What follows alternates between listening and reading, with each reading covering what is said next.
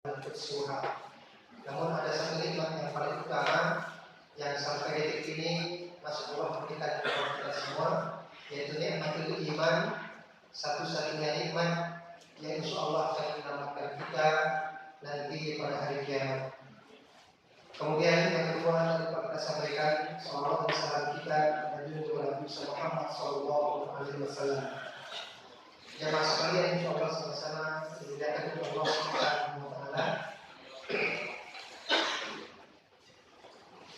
Dalam kesempatan siang hari ini kita akan membaca satu cerita saja tentang bagaimana para sahabat-sahabat Nabi Muhammad SAW ketika mereka bermuamalah, ketika mereka berkomunikasi, ketika mereka bersosial.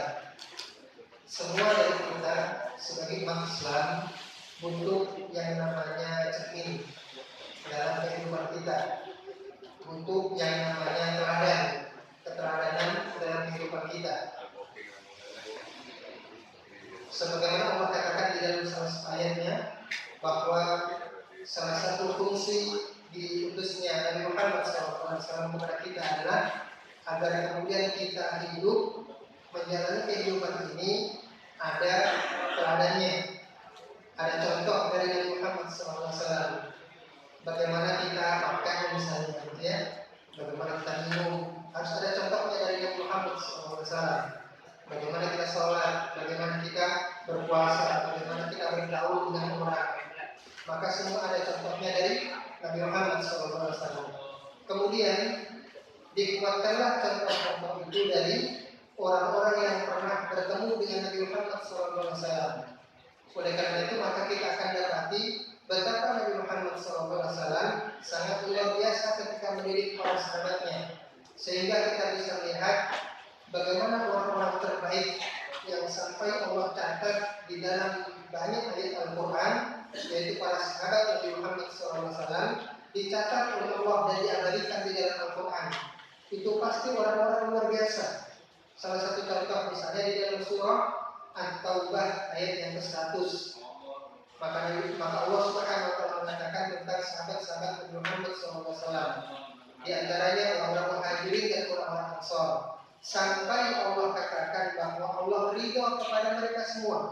Itu tanda bahwa apa yang dilakukan oleh para sahabat Nabi, apa saja yang dilakukan, apakah sholatnya, apakah puasanya, apakah berumah tangganya, apakah berbisnisnya, apakah berpolitiknya, bernegaranya, makan minumnya, berjalannya, dan lain sebagainya, maka Allah ridho kepada mereka semua. Itu luar biasa. Bagaimana Allah bisa ridho kepada orang-orang yang pernah hidup dengan Nabi Muhammad SAW. Maka kita butuh cermin itu. Bagaimana kemudian ketika kita bergaul dengan orang-orang, kan problem kita ini paling banyak adalah ketika bergaul dengan orang. Kita banyak zalim kepada siapa? Apakah kepada kambing, kepada sapi, kepada unta? Ya mungkin. Kita zalim justru banyak kepada saudara kita. Mungkin yang lebih dekat adalah di dalam rumah tangga kita. Kenapa kita lebih sering mengalir di dalam rumah tangga kita? Kita seringnya ngumpul dengan orang yang ada di dalam rumah kita. Kemudian keluar lagi ada tetangga, keluar lagi ada kawan-kawan di tempat kerja kita. Tiap hari kita ketemu. Maka potensi kita berbuat zalim jauh lebih besar daripada zalimnya kita kepada kambing, kepada kodok, kepada cebong, kepada kampret dan sebagainya. Jadi jauh lebih besar. Oleh karena itu maka kemudian ada satu contoh luar biasa yang akan kita baca, bahwa sahabat-sahabat Nabi Muhammad SAW sering ketemu mereka, tapi kemudian dijaga, kemudian adab mereka terjaga. Dan itu karena apa? Karena didikan luar biasa dari Nabi Muhammad SAW. Kita butuh cermin-cermin seperti itu. Kan banyak di antara umat Islam misalnya galau, sedih, atau marah atau apa, larinya nonton diskop misalnya. Siapa tahu dapat pelajaran. Nontonnya ke diskop, ya tidak apa-apa. Kemudian di rumah ada sinetron apa misalnya, tukang ukur naik haji, udah gak ada. misalnya sekarang apa misalnya nggak rajin nonton sinetron ya, bagus berarti dunia terbalik misalnya kan malam-malam boleh jadi begitu. Ada banyak orang yang aslinya ingin sedikit punya hiburan bagaimana rumah tangga, bagaimana menjadi ayah, bagaimana menjadi ibu, menjadi anak yang baik. Kadang kemudian bercerminnya lihat film, lihat sinetron dan sebagainya. Padahal kalau kita kaji, maka semua riwayat yang ada itu jauh lebih besar adalah tentang bersosial, tentang bermuamalah. Salah satunya yang luar biasa adalah cerita yang diriwayatkan oleh Imam Al-Bukhari dari sahabat Nabi Muhammad SAW yang bernama Umar. Dan dalam cerita ini melibatkan sahabat-sahabat besar Nabi Muhammad SAW, Umar, Abu Bakar, dan Utsman. Itu luar biasa. Maka di dalam cerita ini Umar mengatakan, Hina ta'ayyamat bintu Hafsah qala. Jadi ketika anak saya Hafsah menjadi janda, maka Umar berkata, laqitu Utsman bin Affan radhiyallahu anhu. Saya ketemu dengan Utsman bin Affan. Jadi setelah kematian menantunya, yaitu suami dari Hafsah, maka dia bertemu dengan Utsman. Laqitu Utsman bin Affan. Fa'aradtu alaihi Hafsah faqultu, kemudian aku tawarkan kepada Utsman, yaitu anak saya Hafsah, in syi'ta ankahtuka Hafsah binti Umar. Kalau kamu mau, aku mau kawinkan anak saya Hafsah dengan kamu. Kemudian maka Utsman berkata, menjawab, sa'anzuru fi amri. Aku lihat dulu persoalanku. Aku pikir-pikir dulu. Falabistu layali. Kemudian berlalu beberapa malam. Summa laqitani. Kemudian Utsman bertemu denganku. Faqala qad badali an la atazawwaj yaumi hadha. Ini maaf ya, tadi senjatanya tinggal di rumah gitu ya, jadi kurang bisa kelihatan. Kemudian Utsman bertemu dengan Umar. Utsman mengatakan, saya sudah pikir-pikir bahwa hari-hari ini saya tidak penting lagi untuk poligami. Belum memungkinkan untuk poligami. Maka saya tidak mungkin menikah dengan Hafsah. Kemudian falaqitu Abu Bakar As-Siddiq radhiyallahu anhu. Kemudian aku bertemu dengan Abu Bakar As-Siddiq radhiyallahu anhu. Faqultu, lalu aku berkata kepadanya, in syi'ta ankahtuka Hafsah binti Umar. Kalau kamu mau, aku mau nikahkan Hafsah dengan dirimu. Fasamata Abu Bakar radhiyallahu anhu. Kemudian Abu Bakar diam tanpa bicara apapun. Falam yarji' ilayya syai'an, dan tidak ngomong apapun. Kemudian dia pergi. Itu Abu Bakar.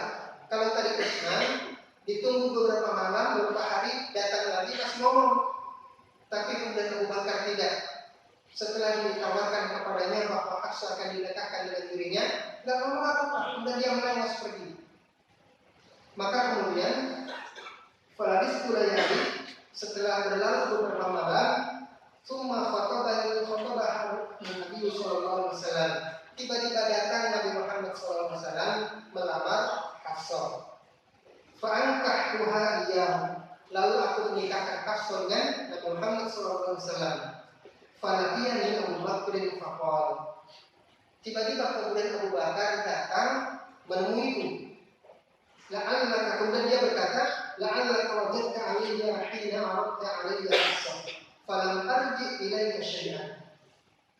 Apa kemarin barangkali kamu kemarin marah dengan saya ketika kamu tawarkan Hafsah kepada saya, sedangkan aku diam saja tanpa menjawab apapun. Barangkali kamu marah. Kalau kita digituin marah, apa jawab kita? Barangkali kamu marah ya kemarin gitu. Itu dikatakan Abu Bakar kepada Umar. Maka jawab Umar, nah, iya. Kalau kita pasti marah. Kalau kita pasti begitu. Padahal di dalam itu itu. Tapi kalau Umar enggak. Umar itu terang-terangan saja. Kalau marah saja. Para sahabat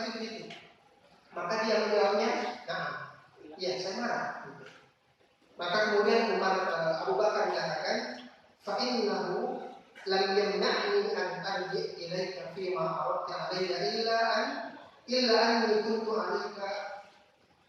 alimtu anna Nabi sallallahu alaihi wasallam. Sesungguhnya yang menghalangi diriku untuk menjawab sesuatu kepadamu adalah tidak lain kecuali karena aku pernah mendengar bahwa Nabi Muhammad sallallahu alaihi wasallam pernah menyebut nama Hafsah. Pernah menyebut nama Hafsah. Falam aku ufsya sirra Rasulullah sallallahu alaihi wasallam. Maka aku tidak mungkin menyebarkan rahasia yang sedang diomongkan oleh Nabi Muhammad sallallahu alaihi wasallam.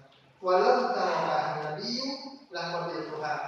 Kalau Nabi tidak menyebut nama Hafsah, tidak menyebut nama Hafsah, maka aku akan terima lamaran Hafsah. Lamaranmu dengan Hafsah. Jadi Bapak sekalian, luar biasa cerita banyak sekali yang pelajaran kita bisa ambil. Pertama, bahwa seorang ayah itu tetap punya tanggung jawab untuk menikahkan atau mencari menantu buat anaknya meskipun anaknya adalah janda.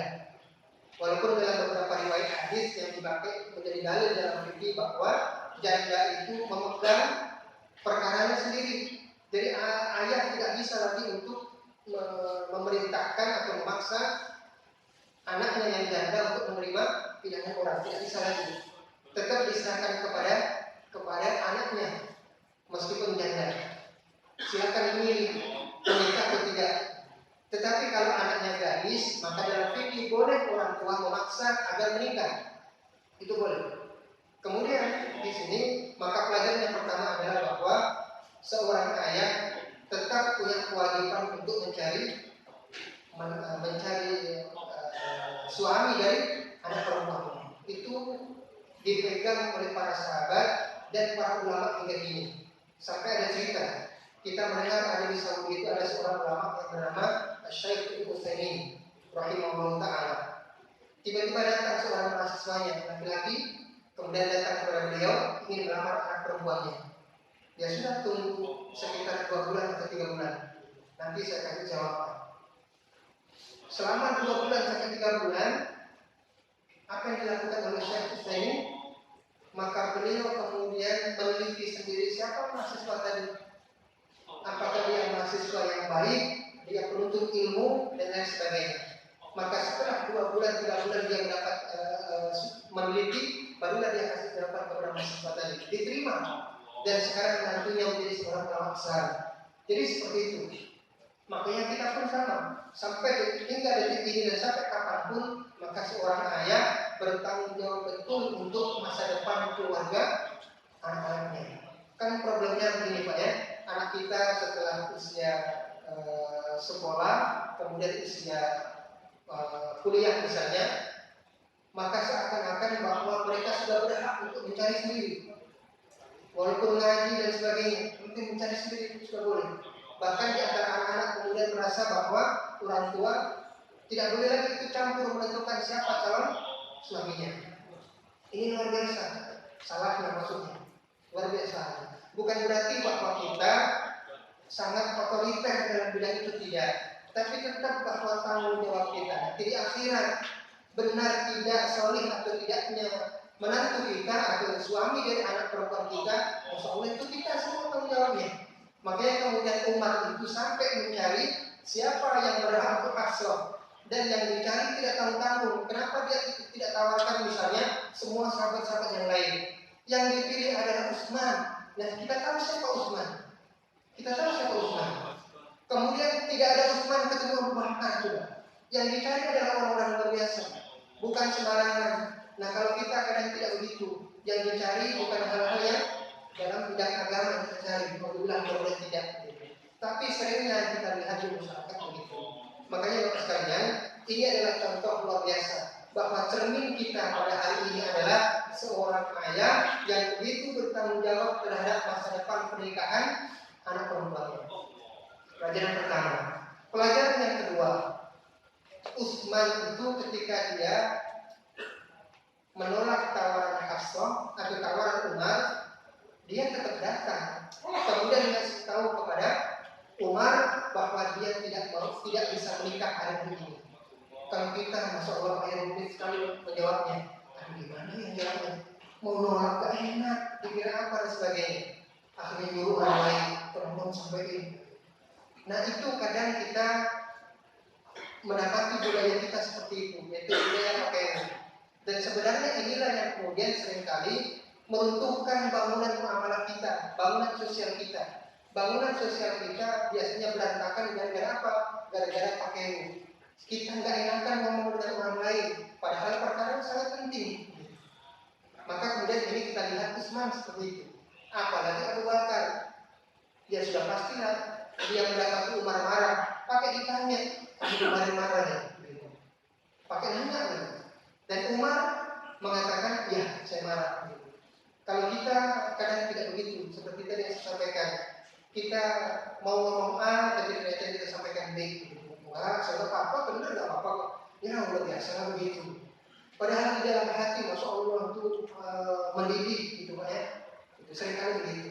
Jadi ini kalau kita tidak biasakan, seringkali akan meruntuhkan bangunan sosial kita. Kita terus terang saja, kalau kita marah-marah saja, dan kita hentikan marah pada saat itu selesai. Gitu. Jangan dibawa sampai 7 turunan misalnya. Dan itu budaya kita juga begitu. Misalnya ada persoalan antara ayah kita dengan ayah tetangga. Tapi akhirnya ayah kita mewariskan kemarahan itu kepada anak-anaknya. Nah, itu lihatnya tetangga itu. Ingat salahnya ini. Akhirnya diingat terus sampai 7 turunan. Jadi yang punya persoalan itu adalah 2 orang antar ayah, tapi akhirnya dirawat sampai anak cucunya dan sebagainya. Itu sering di kita. Makanya kemudian ada banyak yang meruntuhkan bangunan sosial kita, muamalah kita dan sebagainya, adalah gara-gara kita tidak piawai di dalam bersikap, menjaga sikap kita. Kalau marah saja, tetapi selesaikan pada saat itu dan setelah selesai, sudah selesai urusannya. Begitulah yang saya lihat tradisi atau budaya orang-orang Arab ya. Dosen-dosen saya orang Arab begitu. Dulu ada seorang dokter dalam bidang usul fikih namanya Dr. Khatam. Kemudian satu lagi dokter dari Mesir namanya Dr. Ramadan Syahban. Itu pernah bertengkar dalam ruangan guru. Masya Allah itu seperti perang dunia ketiga. Perang dalam masalah apa? Mereka tidak pendapat dalam masalah apakah ketika bulan sabit itu terlihat di satu tempat, maka semua daerah wajib berpuasa. Kan ada 2 mazhab. Yang pertama mazhab Wahdatul Matalib. Satu daerah terlihat, maka semua daerah itu berpuasa. Yang satu lagi adalah mazhab Ta'abbudul Matalib. Ya sudah, per daerah kalau satu terlihat di daerah lain belum terlihat, ya sudah berarti tidak punya kewajiban. Mereka berdebat sengit sekali. Sengit saya lihat dari luar ruangan maksudnya gitu. Tapi setelah selesai keluar ruangan, mereka bercanda biasa. Jadi urusannya sudah selesai dalam satu masalah itu, dan di ruangan itu selesai ruangan, selesai masalah yang lain sudah tidak ada lagi. Kalau kita bagaimana Pak ya? Masya Allah, anak istri, cucu, begitu seterusnya sampai 7 turunan dirawat itu persoalan. Sehingga ada, dan saya temui begitu Pak ya, di Rawasari, saya pernah tinggal di Rawasari itu sekitar 2 tahun. Itu ada keluarga kiai, 2 bersaudara, dari anak sampai cucu itu tidak akur, dirawat sampai bikin masjid 2 gejeran, sampai bikin masjid 2 gejeran begitu. Terawih juga masing-masing, tahlilan masing-masing, yasinan masing-masing, gitu seterusnya. Jamaah juga masing-masing begitu, sampai begitu. Dan itu ada. Makanya Bapak sekalian, kita ini butuh cermin banyak sekali dari para sahabat-sahabat Nabi Muhammad SAW. Dan kita dapatkan dalam satu cerita ini luar biasa, bahwa mereka sangat-sangat menjaga bagaimana hubungan sosial itu tetap terjaga, walaupun kemudian ada persoalan yang membuat mereka marah dan sebagainya. Tapi selesai saat itu dan tidak lagi dirawat dan diungkit-ungkit. Kemudian satu lagi adalah masalah menjaga rahasia. Bapak sekalian, Nabi itu pernah kata Abu Bakar menyebut-nyebut nama Hafsah, nama cewek, gitu kan? Yang kita bilang cewek Hafsah. Kalau bahasa kita kan cewek, tidak mahal berarti cewek. Ketika disebutkan oleh Rasulullah SAW, didengar oleh sahabat, tidak disebutkan kemana-mana. Nah kalau kita langsung, tadi dia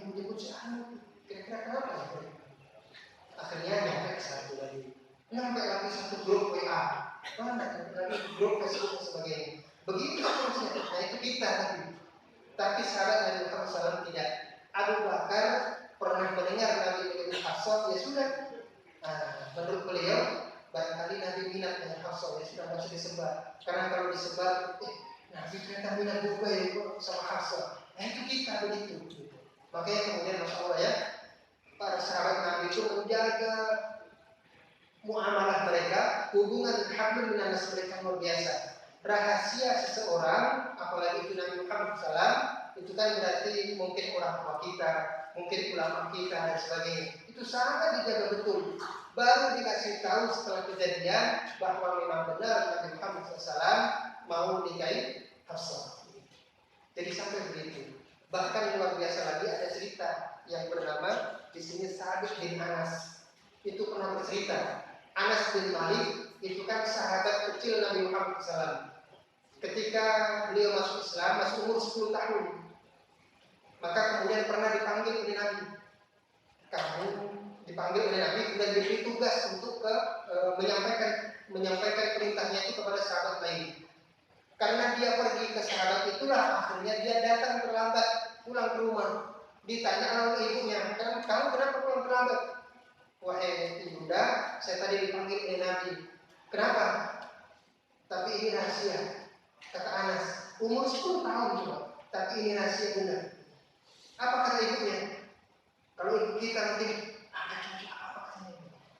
tapi ibunya Anas bin Malik, seorang sahabat Nabi Muhammad SAW, kalau begitu jangan sekali kamu kasih tahu kepada orang lain rahasia Nabi. Malah ibunya yang ngomong begitu, sekali-kali kamu jangan kasih tahu kepada orang lain. Kalau kita mana yang duluan, kita apa? Ibu sendiri kan apa coba? Itu sampai begitu. Apa yang dimaksudkan oleh ibunya Anas? Ibunya Anas mengajarkan kepada anaknya bahwa anak ini harus menjaga rahasia Muhammad SAW. Itu yang kehilangan di kita, Bapak sekalian. Itu yang paling sering hilang di kita. Kita sama anak-anak kita, maksudnya kadang sering kali kita lupakan itu semua. Kita tidak mengajarkan menjaga rahasia orang dan sebagainya. Itu yang sering kita lihat. Maka betapa kita mendapatkan dua cerita ini luar biasa, bahwa sahabat-sahabat Nabi Muhammad SAW wajar diabadikan mereka oleh Allah Subhanahu wa Ta'ala di dalam Al-Quran. Kenapa? Karena akhlak mereka yang luar biasa, ibadah mereka yang luar biasa, dan muamalah mereka yang luar biasa begitu. Sampai sekarang, sampai di sini berarti kita sampaikan. Dan sekali lagi mohon maaf ya, suara agak sedikit berkurang karena masih baru sembuh dari flu. Barangkali ada pertanyaan, silakan ditanyakan. Masih ada sedikit, kira-kira 5 menit ya.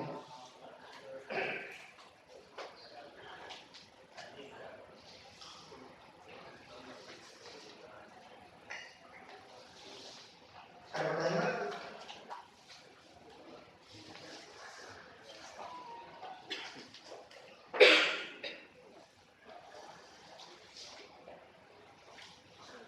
Barangkali kalau tidak ada, kita cukupkan sampai di sini. Mudah-mudahan dua cerita ini adalah cara Allah Subhanahu wa Ta'ala untuk mendidik kita semuanya bahwa kita memang pada dasarnya butuh akan cermin-cermin dan teladan kebaikan dari Nabi Muhammad SAW dan juga dari para sahabat-sahabat beliau, dari para tabi'in, dari para tabi'in, sehingga kemudian hidup kita menjadi mulia dan menjadi baik sebagaimana kehidupan para sahabat-sahabat Nabi Muhammad SAW. Mudah-mudahan kita masih mendapatkan banyak sekali cermin-cermin kehidupan untuk selanjutnya, dan mudah-mudahan Allah masih berkenan untuk memberikan pendidikannya kepada kita semua agar kita dimasukkan oleh Allah ke dalam golongan yang disebutkan oleh Nabi Muhammad SAW dalam hadisnya, man yuridillahu bihi khairan yufaqihu fid din. Barang siapa yang Allah kehendaki kebaikan pada dirinya, maka Allah akan fahamkan perkara agamanya. Sampai di sini ya kali. Wabillahi taufiq wal hidayah. Assalamualaikum warahmatullahi